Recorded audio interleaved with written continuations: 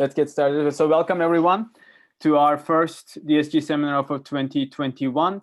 Our speaker is Scott Meyer from LinkedIn. So Scott is a principal staff software engineer at LinkedIn and leads the technical development of the Liquid Graph database system, which he will talk about today. He has a long career as a software engineer in Silicon Valley on many database products, including the popular and historic Smalltalk object-oriented database, Oracle DB, and 3 graph database products, GraphD at MetaWeb and RDF Engine at Google, and lately Liquid Graph database and LinkedIn. On a personal note, his bio notes that he has spent 3 years sailing around the Pacific, which I didn't know before I read the bio, which I'm sure should be an important topic of conversation, maybe not in the seminar, but certainly in the student meeting that's going to follow afterwards. So just a quick note on Liquid. So when I first met Scott and Bogdan Arsitescu, who manages the overall Liquid team, as I understand, and who should be joining us today. They told me that they were working on the graph database, and obviously I was very interested. So I asked them, what data within LinkedIn does this database serve? And the answer that I got was the LinkedIn data. So the entire social network, membership contacts mentioned that they're all stored and served within the system. And there are some blog posts about the system and one paper that I'm aware of that describes the indexing indices within the system, but no technical paper about the overall system design. So I hope this talk will be interesting to people outside of Waterloo too, who have been wanting to hear more about the Liquid system. So with that, I'll leave it to Scott. And again, please, at any point during the seminar, directly unmute yourself and pose your questions to Scott. And I'll keep an eye on the chat if somebody chooses to ask the question over the chat. All right. Well, thanks for that introduction. First, I have to say all of this work is done by a wonderful and talented team of about 30 people at inside LinkedIn. And like all leaders, I just claim credit for everyone's work. The other thing to note is that last month, we actually started serving 100% of LinkedIn using Liquid. And so if LinkedIn is running, and oh, yes, it is. Okay, good. Our database is working. We run a maximum QPS of about 1 million these days. So we're pretty large scale. Okay, so I want to. Okay, now my slides have, oh, there we go. Okay, just a little bit slow. Okay, so I wanna start by talking about the workload. Interestingly, Bob Spoor is the recruiter who spent about a year talking to me, getting me to come to LinkedIn. And one of the things that Bob said, his job was finding people, is the magic is in the second degree. So let's look at someone in my second degree. So I don't know this guy. He's vice president at Microsoft. So by second degree, what I mean is 2 hops through the graph. So you can see highlighted down here, we have 8 mutual connections, and we both worked at Google. So it's in general any second degree connection. It's kind of interesting. Okay, what's cool about it? Well, it's unknown, it's large, it's actionable. I could probably meet this guy if I wanted to, and it's very diverse. You notice he's not a computer programmer. If I meet him, I'll have to change this slide anyway. Okay, so if you're in the business of LinkedIn, a lot of the value comes out of being able to work within this second degree. That's the economics of it. Okay, but there's some problems. The second degree is 250 by 250 on average, but is very heavily skewed. So some people have very large numbers of connections. Lots of people have very small numbers of connections. So typically it's going to be at least half a megabyte, but it can be much larger. So it's kind of hard to work with. You can't, it's difficult to send over the wire. So, I mean, so the basic problem, well, it's too slow to compute, it changes too rapidly to pre-compute, and it's too big to send over the wire. Um, all of those look kind of awful. Um, uh, you know, how are you going to attack this thing? And the inspiration is, well, I mean, it shouldn't be that slow. I mean, I can imagine doing 250 L3 cache misses in human real time. Um, so, like, could we just have a graph of objects, right? Like, okay, we have companies and people. Well, I can make a struct company, which, you know, employs a vector of people. And I can have a person that works for companies, and, you know, you could just go create these things and leave them sitting in RAM. Like, and you just write code, do whatever you want. That seems pretty doable. And in fact, a bunch of people did this in the 90s. They're called, and these things are called ODBs. So, like, why don't we just grab an ODB and be done with things? Well, ODBs were difficult for a number of reasons. And I'll just go over some of them. First off, there's no declarative query language for ODBs. You just write, like, you know, C++ code or Smalltalk code. And this undercuts the value of a database. Like, if the programmer codes a stupid access pattern, you just have to do it. Another problem with ODBs was all of them only offered snapshot consistency, right? Snapshot consistency is just what you get with RAM. Like, all the stuff in RAM at some exact point in time, that's the state of the world. This consistency is incredibly slow. And as soon as you're working with a distributed system, it's just hopelessly slow. Another problem was, well, you had relational systems and object relational mappers. And so how different are you from those, really? And the last problem is objects and inheritance really don't work very well. So let me talk about, say, books and authors, right? And an author can write a book. You know, there's a pointer there. Book is written by an author. You know, an author is a subclass of person, right? Easy peasy. Well, okay. You can also have editors. Editors edit books. And editors are also subclasses of people. Still not a problem. Okay, but lots of people are both authors and editors. Now, kind of a problem, right? And okay, well, what do you do? Well, you have a more general person that has a relationship with a book, and the kind of the relationship could be either an author or an editor. Okay, well, we just solved, like, one problem, but this is going to happen again and again and again and again as we model things, right? So let's okay, so let's talk about let's sort of do this generalization over and over, right? And the thing we observe is, like, our node is getting more and more general. All of our entities are getting more and more general. Ultimately, just a node, which would just be a vector of edges. That's the only content to it. And an edge, well, you have a source and destination, or a subject and an object. Those are the pointer ends. And then you have a third thing, which we call the predicate, which tells you what kind of relationship it is. And now you can see, you know, a predicate's just an object like anything else. And so now we can build this very general kind of a graph. It's pretty simple, right? Well, if it's really that simple, like, I know a way to implement this. This is SQL, right?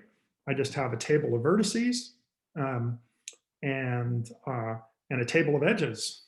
Super easy.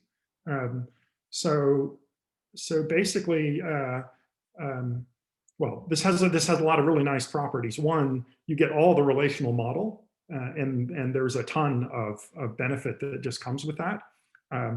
This is kind of a subset of the model, and it's actually a very nice subset because it has no normalization problems. It's in fifth normal form automatically. There's no way for users to even express denormalization, and there are no nulls. And both of those are very long-standing problems with standard tabular relational SQL databases. Okay, well, one little problem is when I start trying to use this to actually write graph queries, it's a little bit messy.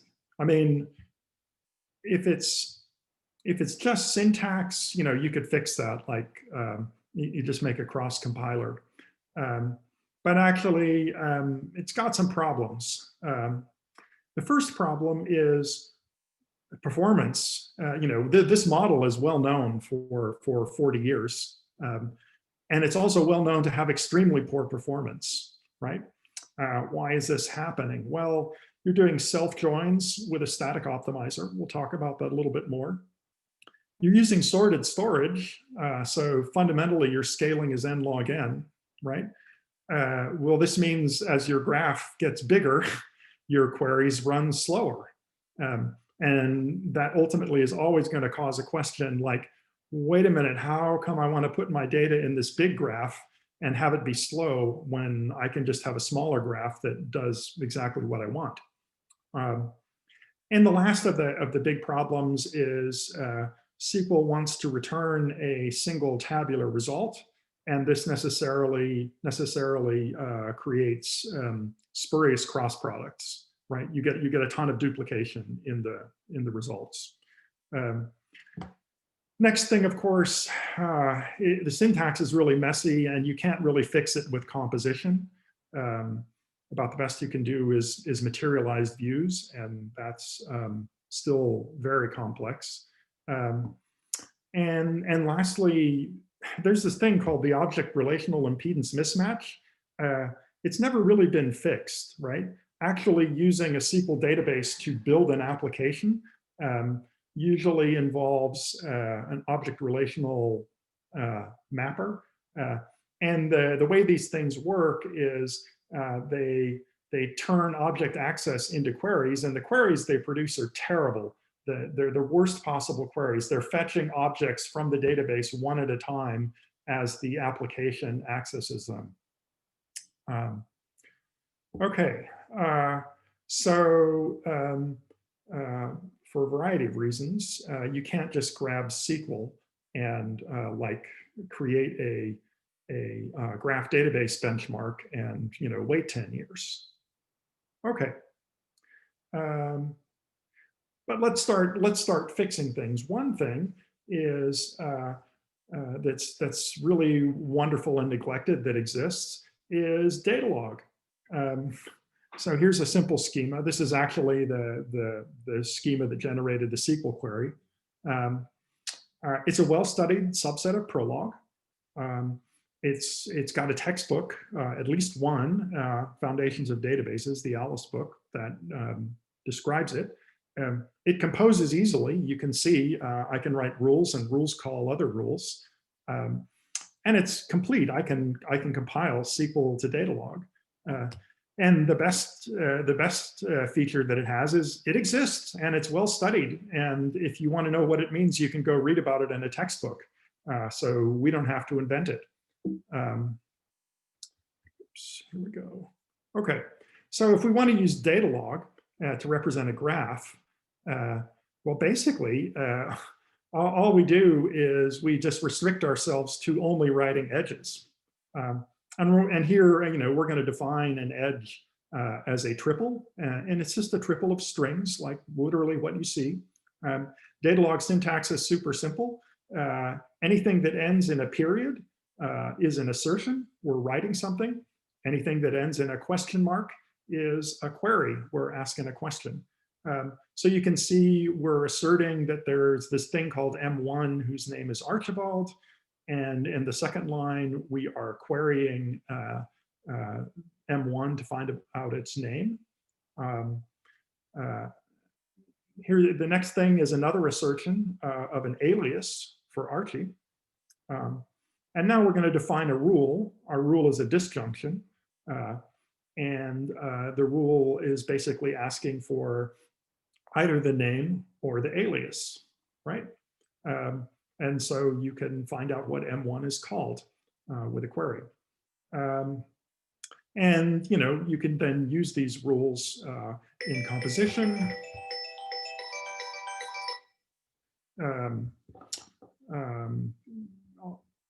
So that's a lightning tour of Datalog. Okay, so we have Datalog, we have edges. Why aren't we done? Well, there's two problems that we have to solve in addition to actually evaluating the queries. The first thing is we need a way to do a schema. And that's actually pretty straightforward. I'm not going to go into it too much. It's just graph data, which describes predicates.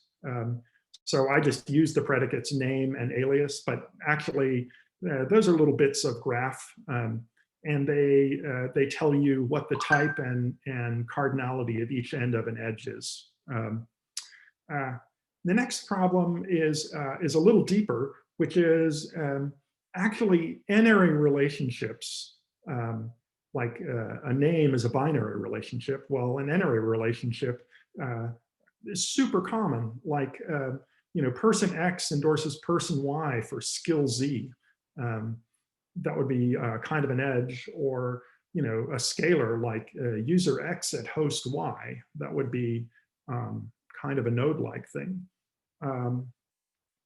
Okay, so to fix this, we have to come up with a notion of a compound.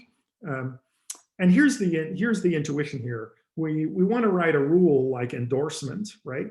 Where E is the endorsement, and it has three little edges out to the endorser, the endorsee, and the skill.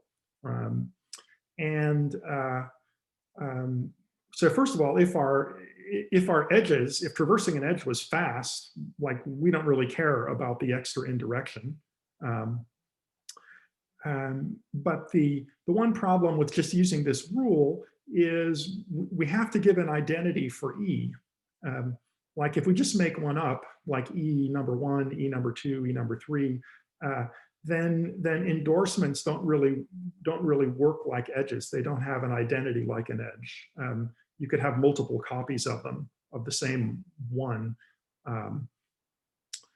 And so this is actually a pretty easily fixable problem. What we do is we come up with a convention for creating an identity based on the constituent edges. Well, what does that look like? So imagine that you create a function which just produces this string, and the string is sorted by the predicate and then by the value, right? And you actually use that string as the endorsement node itself.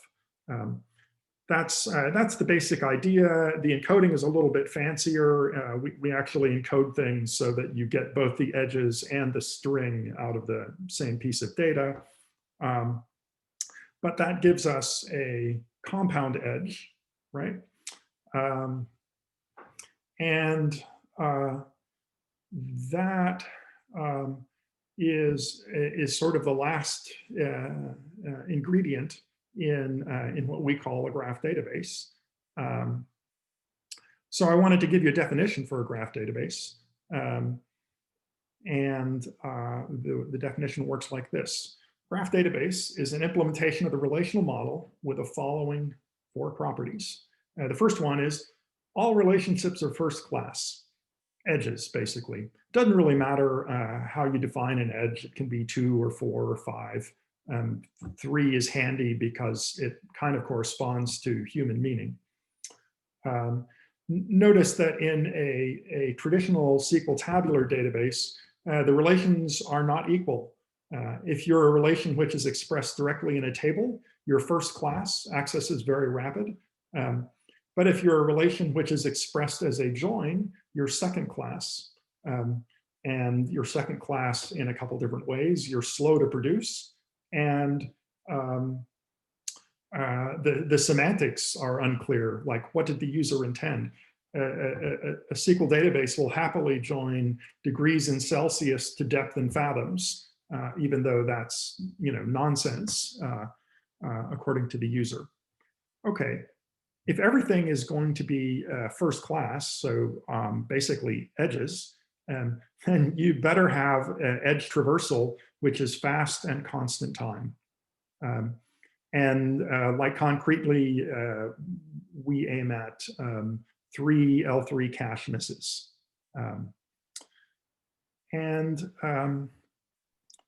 Scott, K here refers to what? Constant. So this K is, you mean just constant time? That's right. Okay. That's right. So it's not like the degree. It's not a degree related parameter. Oh yeah.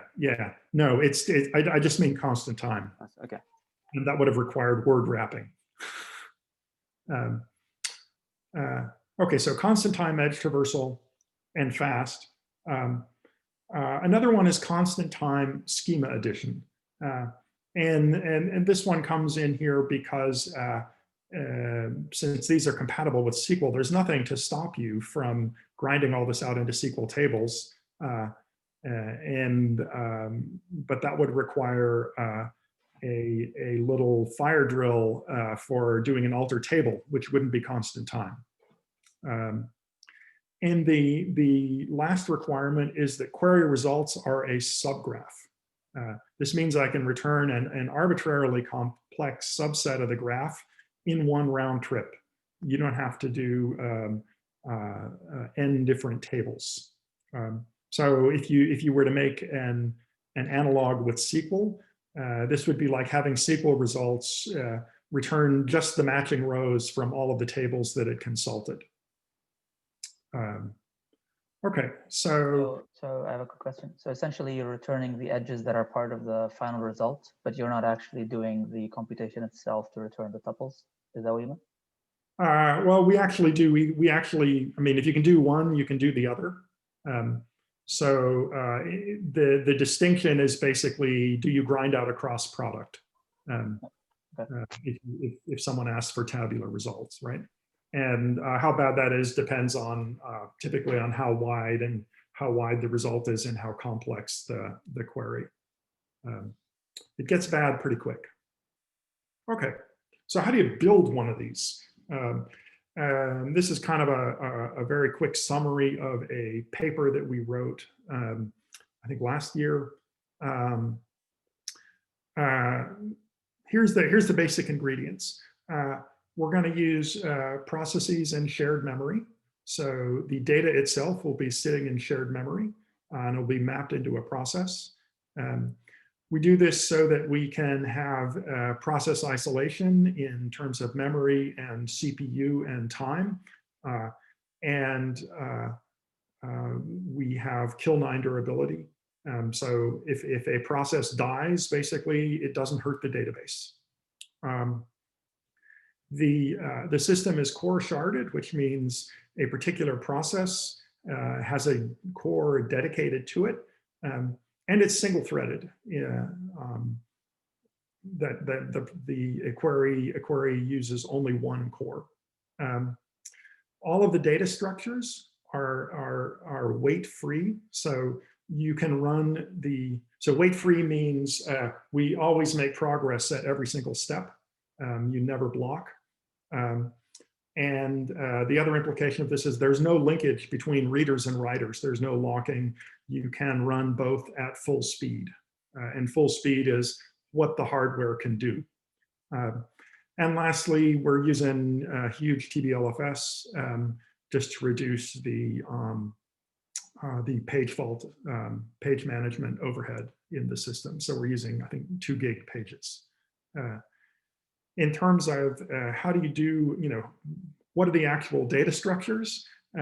Everything is hash-based. And the way that we do query planning is completely dynamic. So there's no separate planning and evaluation phase. We don't know the plan that we're actually going to use until we're done evaluating the query. The last element, the last ingredient is we're using constraint satisfaction instead of relational algebra. So if you look at the guts of our eval, it doesn't have any relational algebra. It has constraint satisfaction primitives. Scott, just one clarification. So does that mean the system does not have like a buffer manager that manages the pages, page access, like which accesses to the pages of the database? We'll cover that. Okay. We'll cover that coming up. Okay. Sorry, I have a quick question. Yes. What's the isolation level? What did you mean? I missed the wait-free aspect of being able to get in updates and read queries at the same time. I think you have a slide coming up in this, because we're talking about the indexes. Okay, so indexes, what we want is constant time and fast. And what's reasonable is 3 L3 cache misses. That corresponds to exactly, you have a pointer to an object, you get an offset. In the offset is a pointer to a vector. In the vector are pointers, and you follow that pointer to another object, right? That's what you would do if you were slinging C++ code. Okay, so what do the indexes contain? They are reified edge constraint queries, right? And here they are. There's just a fixed set of them. And so the index is basically a hash table, and the keys are the 3 linkages in these combinations, and the values are the set of edges which match those keys. The notable thing here is that we have the size of the set, which corresponds to its cost, in the hash table. So for any set that we're interested in, we can find out how big it is in constant time. We do a fairly standard bag of tricks with managing the indexes. Basically, as things get bigger, we get more clever about indexing. So for example, when things are very small, you will only have the S and the O index, and you have to go filter through all the edges looking for a specific P that you're curious about. As things get better, as things get bigger, we add another level such that you can jump directly to the predicate that you're thinking of. This is relatively standard column store, vectorized encoding sorts of stuff. Okay. So all this is done in shared memory. Pat Helland says immutability changes everything, which just a wonderful summary. In particular, we're using atomic updates and write ordering, which is basically the stuff that any x86-64 CPU provides you out of the box. It's weight-free, so we always make progress. And in terms of the data structures that you can actually write in this stuff, there's a pretty limited vocabulary, which turns out to be just enough. You can do a log, which is an offset to the end of the log, which you can update atomically. So you update a log by appending the data and then changing the offset, which now makes the new data visible to all the readers. You can do linked lists and trees, and there's an abstraction called a V-list, which is basically a chunked linked list, which grows exponentially. So 2, 4, 8, 16, so forth as your V-list goes. And obviously you can do a hash table because that's atomic So the exact structure is actually a hash table where the keys are identifiers and the object is a vlist. And then from time to time, you'll want to compact things. Here we just use the OS's file descriptor inode reference counting. The readers and the writers don't have to coordinate. The readers can use the old uncompacted stuff until they're ready to swap, and the writers can keep on going. Okay. All right. So Scott, one more, sorry. Yeah. Which operations do you use SIMD? You had the last item there in the previous slide that you used in the vectorization. But for what operations? Right. For compaction? Right. Compaction is what writes, what does the SIMD encoding. And the SIMD decoding is when we're materializing edges, right? So if the set of edges is big, then it will have been compacted that way. And we will use, I think it's the 256-bit version of AVX512, which wreaks the least havoc with the clock on that core, is I think where we landed on that. Okay. So let's talk about consistency. The consistency comes from using a log structure. So our source of truth log is a log of literals, which are just strings, and edges, and which are conceptually triples of strings. We use the offset in the log as the ID. So whenever we talk about a literal, we refer to it by its ID, which is its offset in the log. So an int64. And IDs also can function as a virtual time, right? So you pick a point in the log and you answer a query as of that time. And so the way we do this is when we index something, we actually append the ID to the edge. So that gives us an exact virtual time in the index. And once you have that to evaluate a query, you just pick any as of time that you would like, typically something pretty recent. And as you work in the index, you scan edges backwards and you just throw out anything with a greater ID, right?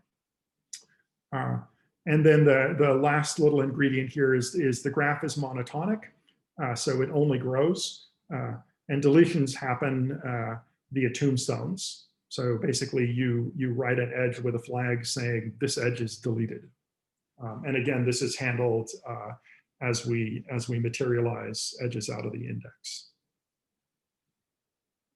Okay, so here's a little diagram of how this might work.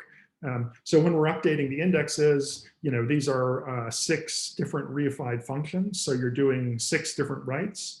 So this means it's highly unlikely that you're going to encounter the indexes in a consistent state. So just diagrammatically, suppose you've just written the orange stuff, and now you're in the middle of updating it. So your indexes might look like this. All we do is use the virtual time to discard the orange stuff wherever we find it, right? So one more question. So yeah. your indices, are they not sorted? Because you were able to answer 7 different queries on your indices, and I kind of assume that it's because of some sort orders you have. That for given an SP, you can get the O's, or given an S, you can get the P's and O's and things like that. So I assume there is some kind of sorting. Well, they're sorted by log ID, right? So they're sorted by virtual time. Okay, but then how are you able to get, given an S, all the P's and O's? Through hash indices? Through hashing. Through hashing. So if all you have is an S, we're going to look this up in the S index, right, where the key is just a single S, and this will take you. There are two cases. This could be big or it could be small. If it's small, you're just going to read a table, a VList of P, O, and ID, right? That's the value of the S. If it's big, then there will be a secondary structure which will tell you what the P's are, and you can then either match a P and go directly to those edges, and then you're only reading the O, or you can scan all of them, right? Whichever you were trying to do. Okay, so in the log are the subject, predicates, and object. So the three strings are stored and appended. That's and correct. In the indices, parts of those triples are replicated. So you know, so given an S, for example, or given an SP, if I wanted the O's, they are stored somewhere consecutively, are they? Like in that hash index? So yeah. it is, okay, right. They're stored consecutively. And the indexes are only integers, right? And we're playing the usual encoding tricks, so to make things small. Okay, so let's do a little bit of query evaluation. You know, query again. This is like a simple 2-hop query, things connected to foo. The first thing that we do is we turn the query itself into graph structure, and we create a branch. It's a log structured database, so a branch is just a continuation.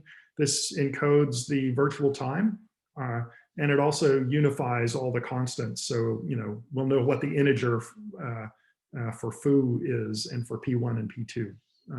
So after that, we're just working with integers. The compiler turns the query into a graph of constraints. And each constraint maps to what we call a hydra, which is basically a column. For example, edge P1XY, the column is going to have, it's actually 2 columns, is going to have the X's and Y's in question, right? And for P2, you'll have just the Y's.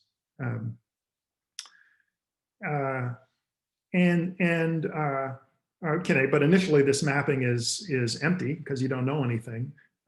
And so what we do is we look at the costs of what we know. So for example, the 3 things that we know in this query are the 2 predicates, P1 and P2, and the endpoint and the node foo. So we can figure out how big each of those is. So typically predicates are pretty big. Foo might be small. So you might start with that second constraint. And this would produce the fan out around foo where the predicate was P2. Once you've done that, you have now candidates for Y, right? And it's a straightforward nested loop now, right? For each candidate Y, you're going to go look at, are there any P1 edges, right?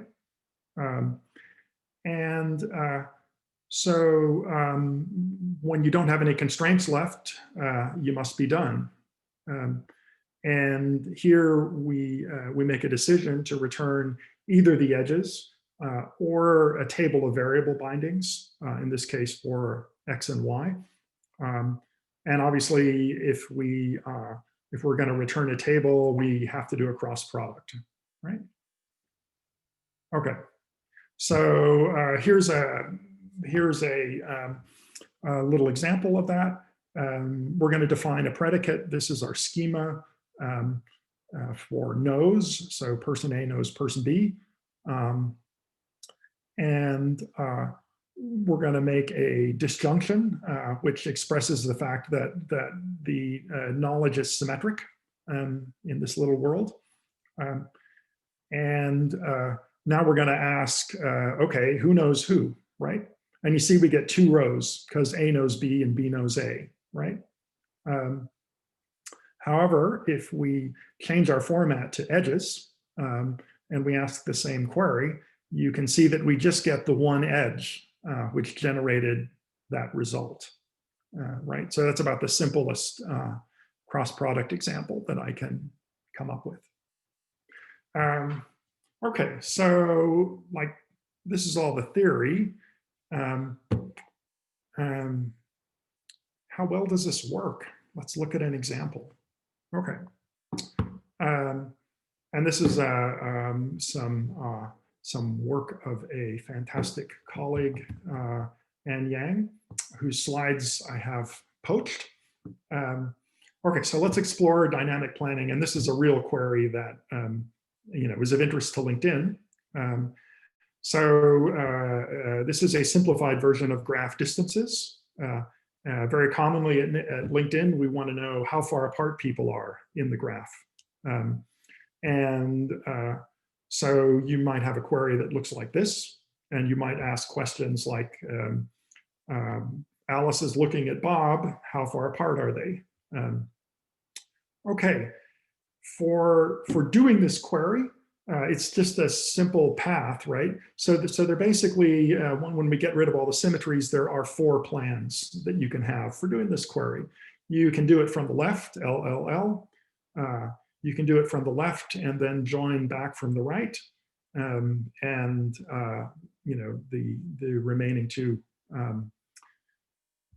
None of these plans are optimal for all data. So you can build graphs. Graphs will exist, which are bad for some of the plans and optimal for other of the plans. Traditionally, you would pick a plan using statistics, right? You keep track of cardinalities of various things in a table, but we're doing self-joins. And the problem is after you extract the first bit of data, the statistics no longer work, right? And they can change quite differently. They can change a lot. And worse, our domain is highly skewed, right? So even if you had statistics, they might not even work that well. But saving grace in the whole mess is for any state of partial evaluation, we can figure out the sizes of the set that you're about to materialize in constant time just by looking at the index. Okay, so here's a graph. You're supposed to have graphs in database presentations. So this is query latency as first degree fan out goes. And you can see, how the various different plans perform. And the red line is what you get with dynamic planning. And you notice the red line is, it's a little bit more expensive than the optimal plan because we got to figure out what we're doing, right? But it's doing pretty good. Okay, so like how well does everybody else do? Yeah, they don't do so great. And you can see, which query optimizer picked which plan. Okay, so are these the latencies for 3 degree? The 3 degree query when you change the first degree? Right. It's the 3rd degree query, and I believe it's random data, and we're just changing the size of the 1st degree. So it's first, meaning the left node. Right. Right.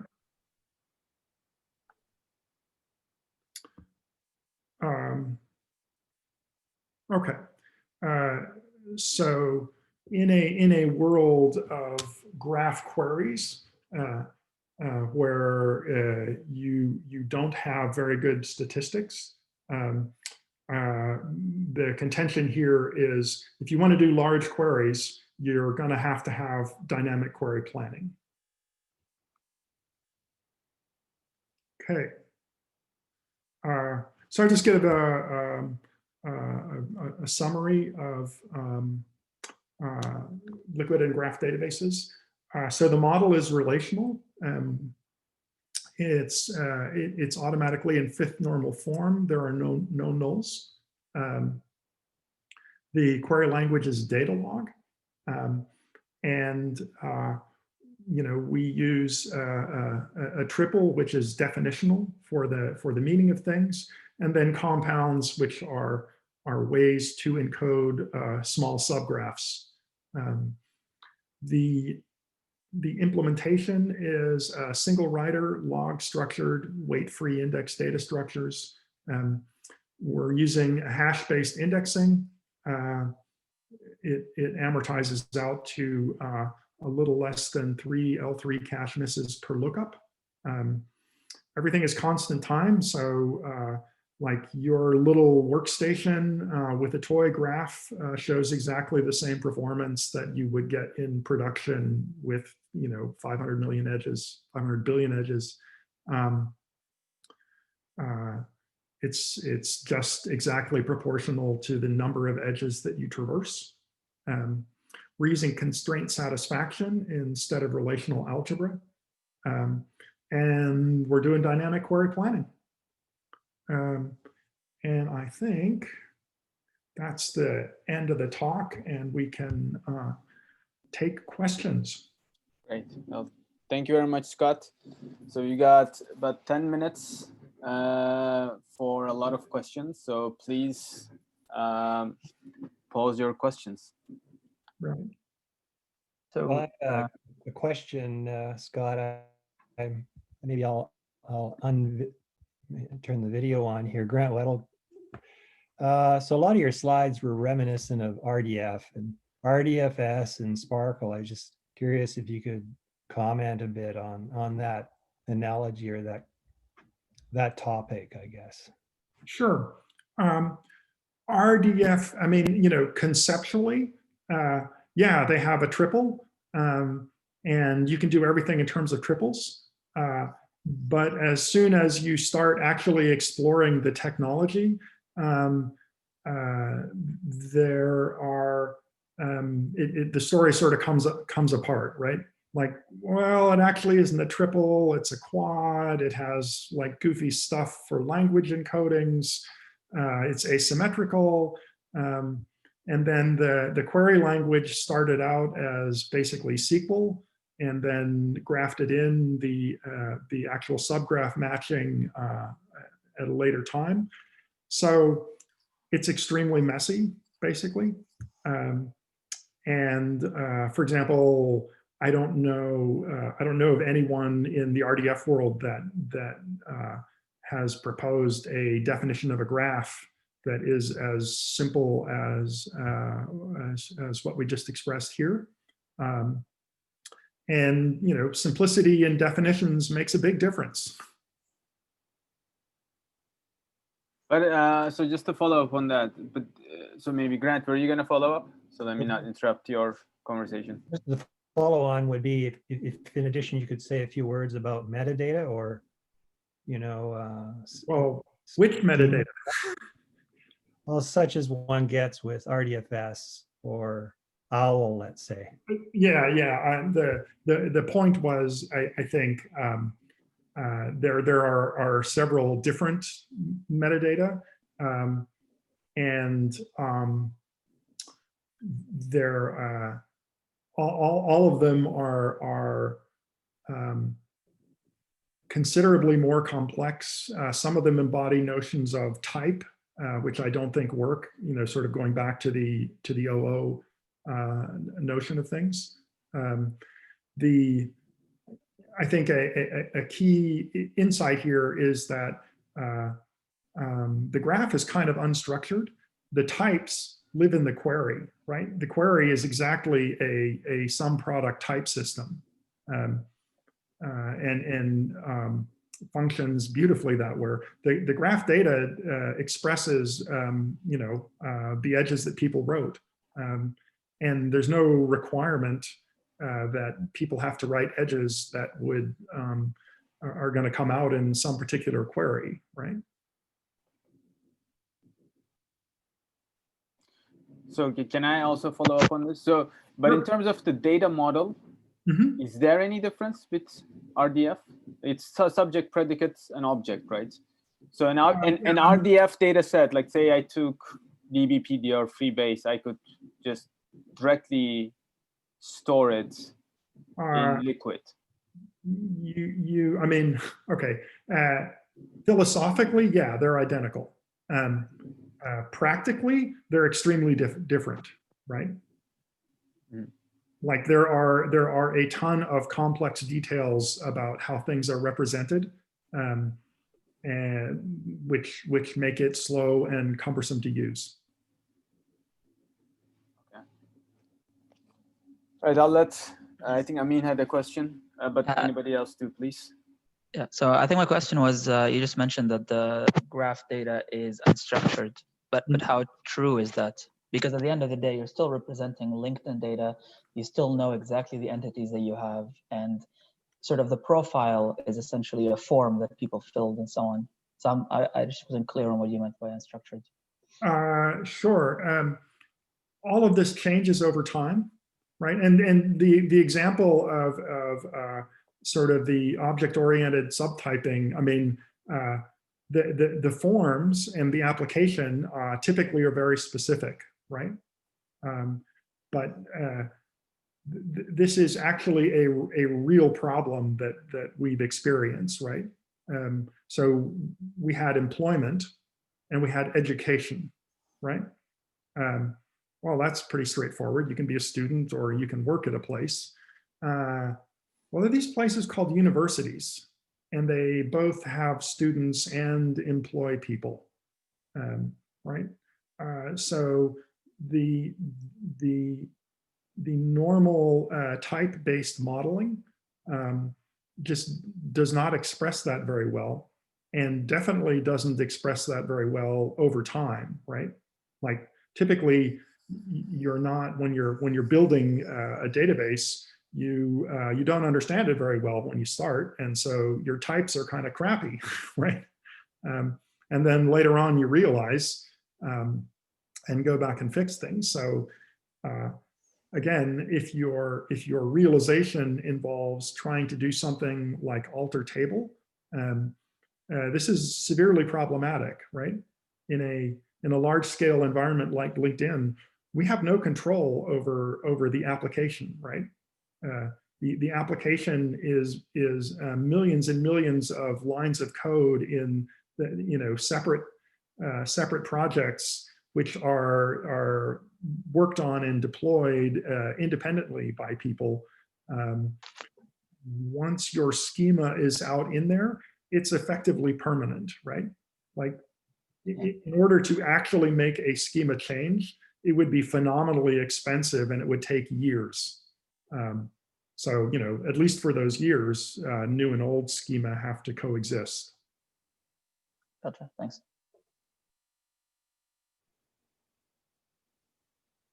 Okay. Other questions?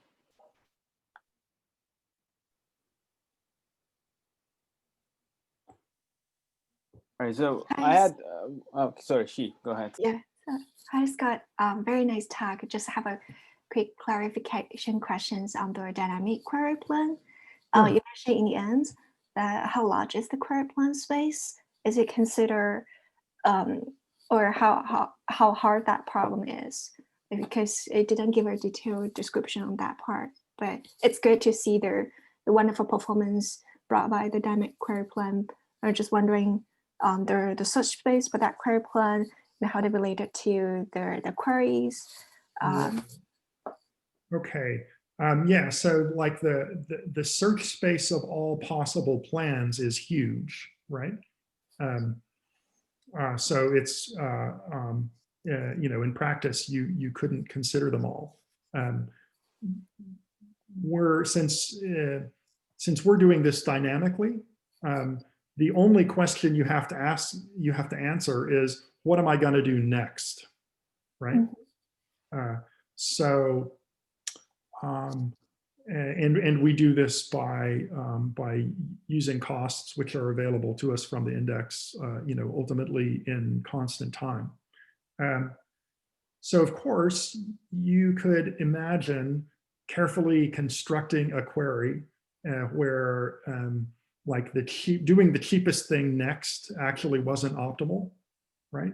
Maybe the simplest example is like I'm doing a path, and then the cheapest thing kind of ping pongs, right, in the path. And so like if you were super smart, you would pick a direction and just do it in the, start with the smallest thing and then just march in that one direction.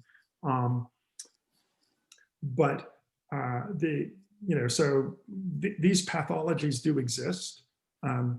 The observation I would make is for this application, browsing a large graph workload, these don't appear to occur naturally very frequently. Like we've never run into one in practice. Thanks. I'm going to add to that we have a paper that's been submitted to a conference. If that gets accepted, I promise you that we'll come back with Anne to present this to your group. And we all will be very proud about it because Anne is a Waterloo alumni. Excellent. Awesome. Yeah. So the dynamic evaluations seemed very similar to bidirectional, essentially breadth first search type of processing, right? So you pick the smaller frontier which I assume is the cheapness is how big would it be if I extended the left side versus the right side, and dynamically you keep track of the size of the frontiers. Well, it's just the size of the intermediate results, right? Okay.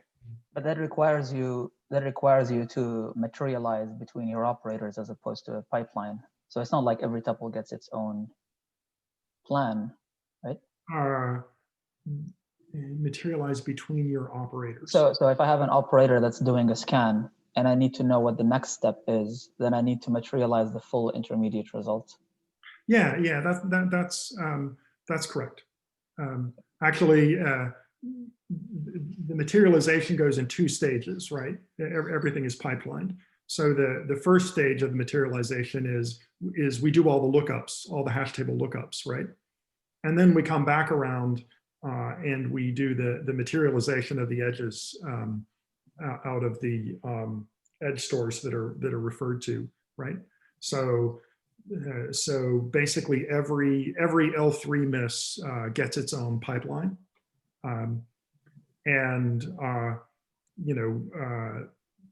the other technique that comes into play here is what we call end gaming, which is when your remaining query is relatively simple, then you can just enumerate the number of plans, and we actually just have those pre-coded, right? Oh, I see. If it's for a small path, you already have all the coded. Yeah. So I think the net effect you were talking about pipelining. The net effect is we can pipeline where it matters, which is we can do a bunch of L3 misses basically in parallel, because we're not doing disk IO, there's not really any benefit from more pipelining, right? Like the planning. Yeah, I think to try to answer the exact question is we always materialize intermediate results completely. Yeah. Like the pipelining is just within a phase. Like I don't think it's the same sort of pipelining that you're talking about. This is Andrew Carter, who's Okay. for query evaluator, among other things. But the basic idea is that the graph that we're used for, most of the latencies we're looking at sub 100 milliseconds. So the intermediate results have to fit comfortably within memory. Otherwise, you run out of time. Okay. Thanks. Excellent. All right, so let's thank Scott. You're a little over time. Thanks everyone for joining, and thanks a lot again, Scott, for the seminar.